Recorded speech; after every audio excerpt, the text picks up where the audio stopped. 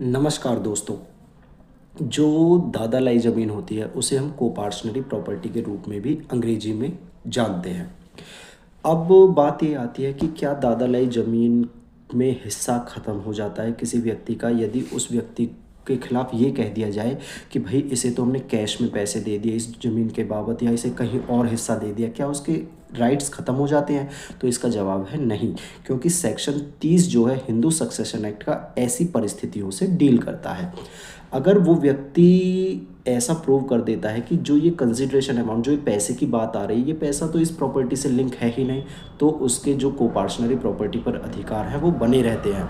अगर सामने वाला ये प्रूव कर देता है कि भैया ये प्रॉपर्टी में जो पैसे दिए गए हैं अगर किसी व्यक्ति को और उसके अधिकारों को अगर ख़त्म किया गया है, तो उसे स्पेसिफिकली प्रूव करना होता है कि ये पैसे इस प्रॉपर्टी के कोपार्शनरी प्रॉपर्टी के बाबत ही दिए गए हैं। अगर वो ऐसा प्रूव कर पाते हैं, पार्टीशन को प्रूव कर पाते हैं, तो उसके अधिकार ख़त्म हो भी जाते हैं। इसके लिए आपको सेक्शन 30 जो हिंदू सक्सेशन एक्ट का है उसे डीपली पढ़ना पड़ेगा।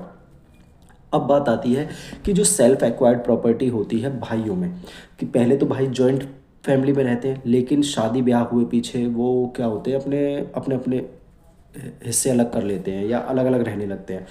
अब क्या हुआ कि शादी से पहले किसी जॉइंट फंड से एक प्रॉपर्टी खरीद ली एक भाई के नाम से।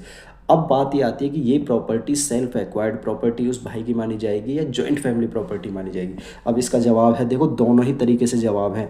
यदि आप प्रूव कर देते हो कि ये जो फंड यूज़ किया गया है, कंसिडरेशन अमाउंट यूज़ किया गया है इस प्रॉपर्टी को खरीदने के बाबत, ऑल्दो एक भाई के नाम पर है, अगर आपने कंसिडरेशन अमाउंट जॉइंट फैमिली से प्रूव कर दिया तो ये प्रॉपर्टी मानी जाएगी जॉइंट फैमिली प्रॉपर्टी।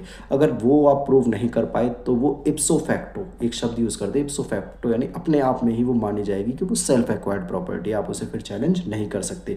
इसके लिए ही आपको सेक्शन 30 हिंदू सक्सेशन एक्ट का पढ़ना पड़ेगा। और गहराई में जानकारी चाहिए तो एक जजमेंट और बता देता हूँ, रखा सिंह वर्सेस बंत सिंह, ये है Punjab and Haryana high court की 2025 में पास करी गई जजमेंट। इसमें इसी सक्सेशन को लेकर दादा लाई ज़मीन पर क्या अधिकार होते हैं, सेल्फ एक्वायर्ड प्रॉपर्टी में भाइयों में जो झगड़े होते हैं उस पर क्या अधिकार होते हैं, इन बातों को बड़े ही तर्कता के साथ, बड़े ही गहरा के साथ बताया गया है। आप इसे पढ़ सकते हैं। ठीक है जी, धन्यवाद।